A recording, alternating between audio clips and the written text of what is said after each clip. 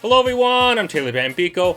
Today's video is going to be episode 2 of Gun Shop Tales, the adult industry. Well, as I've said in earlier videos on this channel, I did work at an adult store at the same time working the other side of the gun counter, so I figured let's make a video where I talk about working at both. So from October of 2017 till May of 2018, Monday, Tuesday, and Wednesday, pretty much just handled firearms, went and shot guns at lunch. Thursday and Friday, I handled freight and merchandising and restocking shelves at the adult store. And Saturday, went back to selling guns and shooting at lunch. Or usually it was at the end of the day because why not? That was one thing one of the managers at the gun store did bring up to me. Technically, firearms is an adult industry, not the adult industry. And the reason for that is relatively simple. In a vast majority of the states in America, you have to be 18 years of age or older to buy a long gun. Some states, you have to be 21 years of age or older to buy a semi-automatic rifle. However, I believe you can buy a semi-automatic shotgun or pump-action shotgun. Weird how that works when I think about it. That was one law that did pass in the state I used to live in.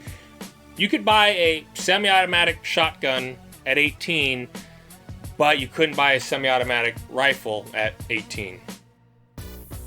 Makes total sense. However, for handguns, regardless of how massive or tiny they are, it's always been 21.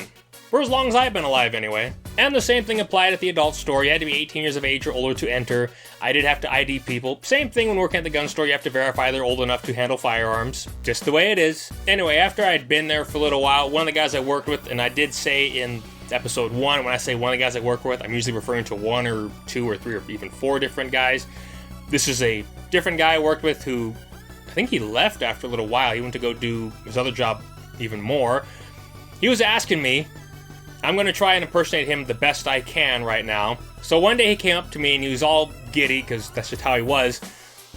He was asking me, is there really adult movies featuring clowns? And of course I was like, yes. And his reaction of course was, no way, really? Again, I was like, yes. You want to call them? I'll look up the number for you. So he ends up calling them.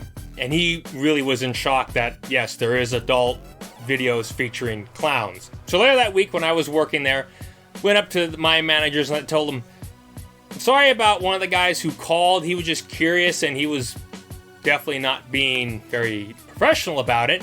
He was more giddy and he goes, oh no, we had a good time. We thought it was funny. We just didn't have it at the time. They not having to mean that particular feature. And I was like, okay, that's good, because honestly, I didn't want to lose my job there, even though I could have just gone back to the gun store for the normal days. But it was kind of nice going 3 days selling firearms and those adult entertainment devices. It's interesting we refer to these as, they are entertaining, but you wouldn't use them that way. No, wait, there was a webcam model who did that, and I saw that on Brandon Herrera's, the gun fail video, I believe, whichever one it was. Yeah, I will agree with him. Don't do that with a firearm. You're asking for problems. But yes, working with firearms 4 days a week and other adult entertainment devices 2 days a week was a nice change, believe it or not. 3 days of dealing with customers, 2 days of quiet, 1 more day of customers, and then a day off. Not bad. Don't get me wrong, I liked working with customers. But a break was real nice. Now, of course, you might be wondering, why do I have one of my AR pattern? Well, this isn't an AR pattern, it's a CAR-15 clone. AR-15 is a term by Colt.